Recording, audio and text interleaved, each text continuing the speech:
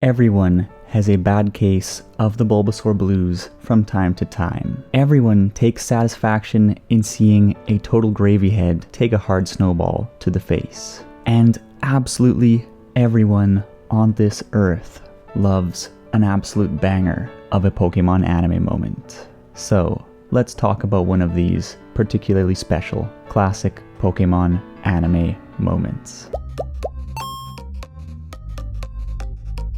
Hey everyone, it's Charles. How are you today? And welcome. I've been doing a lot of long videos these days, like the top 10 Ash Ketchum moments of all time video the other week, and so I thought it would be fun to spice things up with something a little bit shorter and easier to digest, and so here we are, Pokemoment has been spanked into existence. In this series, we're going to single out specific moments from the Pokemon anime that were particularly heartwarming, influential, or just real humdingers in their own way. And then we're going to analyze them and see what big takeaways there are in the context of the anime, as well as if there are any useful golden nuggets of wisdom that we can apply in our own lives. And with that said, it is time to take a dive into Pokemoment number 1. And as always, it'll be a fun time, so kindly request your Machoke to cross-chop that like button for the YouTube algorithm. Don't forget to bombard the heads of your loved ones with frozen objects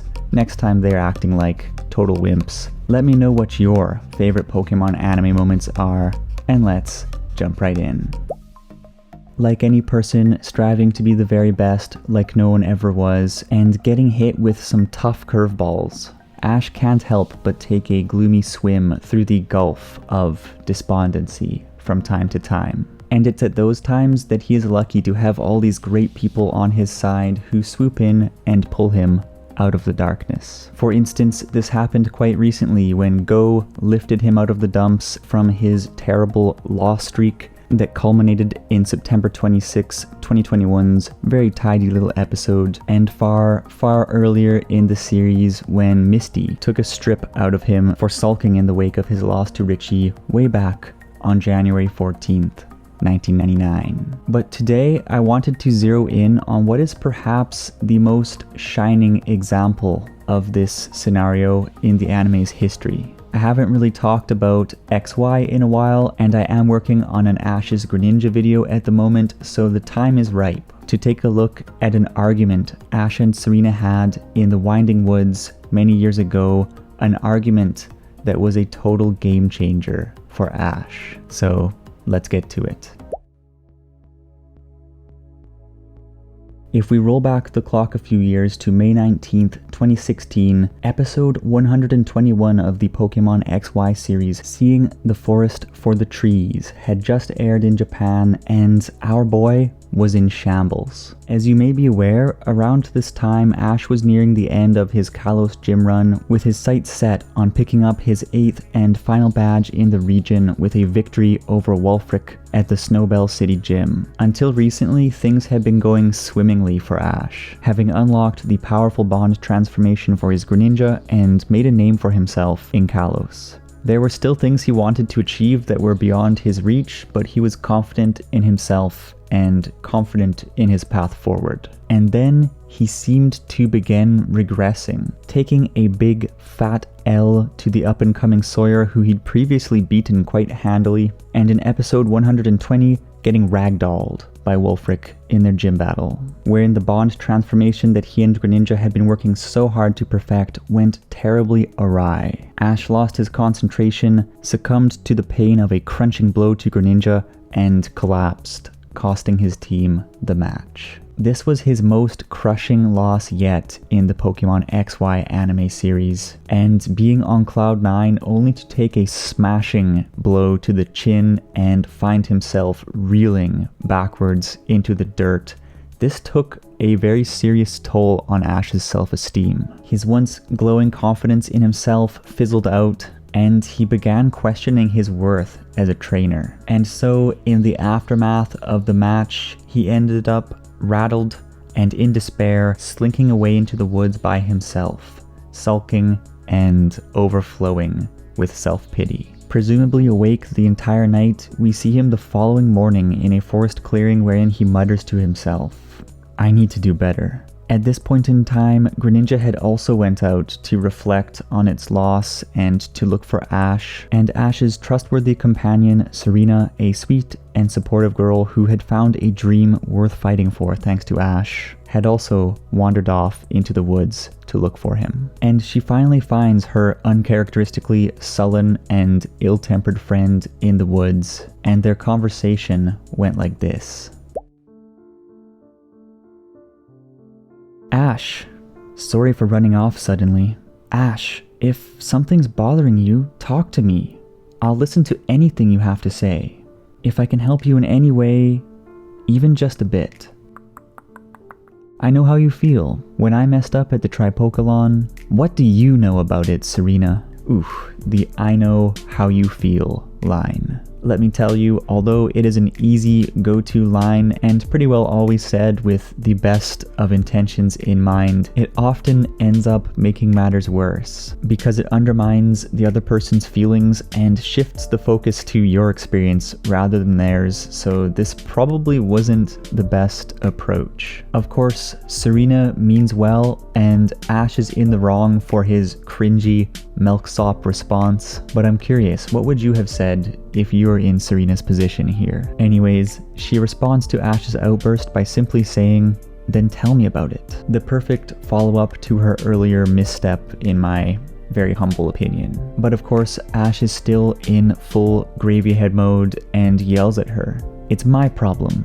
Leave me alone." And then, instead of raking him through the coals as Misty had done back during the Indigo League Top 16 Sulk Fest, Serena plays this situation in a very Serena-like way by reaching out to him with some very soft but powerful words. And of course, the snowball to the back of the head probably helped to get his attention too. The Ash I know is always full of energy, always leads the group, always tries his best, is always positive, and never gives up. The Ash I see now isn't Ash at all, she proclaims, firing off another volley of snowballs before racing into the woods in tears.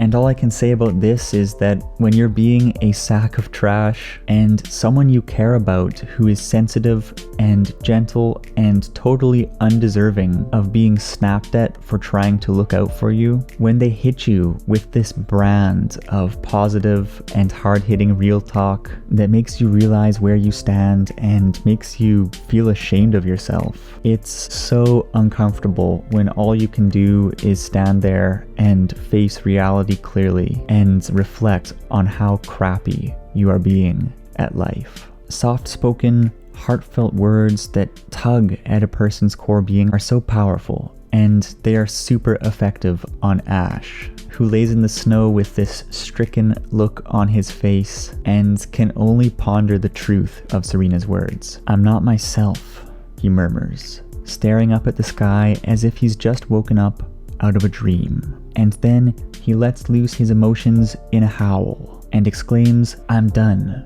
Brooding like this, it's not like me. When you don't know what to do, you've just gotta move forward. Once you get moving, you'll figure something out." Just like that, he gets up out of the snow, buckles up, becomes a man again, and long story short, he ends up reconnecting with Greninja, perfecting the bond transformation, and cutting a swath of victories all the way through into the Kalos League finals. And of course, later that day, he approaches Serena and says, "Thanks, Serena. Your words really shook me back to my senses." And she looks at him and she simply says, "Welcome back." This wasn't the first time that Ash took a big L and started acting like a namby-pamby, but this argument in the woods unfolded in a way that really only could have happened with Serena due to her gentle and supportive nature. She made her best effort to be helpful, took the brunt of some very much unwarranted backlash, and instead of blasting Ash with insults, and rage like Misty did back in their post-Indigo League spat, she drops some earnest real talk that leaves Ash in a position from which all he can do is contemplate the gap between his usual self and his current self, presumably while feeling guilty for snapping at someone who doesn't have the thick skin that some of his other companions do. It's always interesting seeing how the same scenario can unfold quite differently when different personalities are brought into the mix, and I thought that this particular scene really showcased the appealing qualities of Serena's character. So if there's anything to take away from all of this, it's that firstly, we all have our rough days, but moping about and drowning yourself in self-pity won't get you anywhere. All you can do is just get up and keep moving forward, just as Ash said in episode 121 of Pokemon XY. Secondly, when you think about the types of people you want to surround yourself with, it seems wise to build friendships with people who are optimistic and ready to lift you up when you're down, but not willing to let you get away with nonsense when you're being as silly as a Slurpuff. And thirdly, I'm just glad that Ash didn't get devoured by a herd of Bergmites. Running into a forest in the middle of winter, in the middle of the night, is a terrible idea, no matter how bad your case of SADS is, so if you're thinking about doing that, don't do it, because the Bergmites are waiting for you. But how about you? What are your thoughts on this classic moment? Did you think that Serena handled Ash well? And what are your favorite moments from the Pokemon anime? I'm curious what you think. We'll wrap things up here for today, but thank you so much for tuning in. I hope you all have a healthy, happy, and safe week. And as always, let's chat.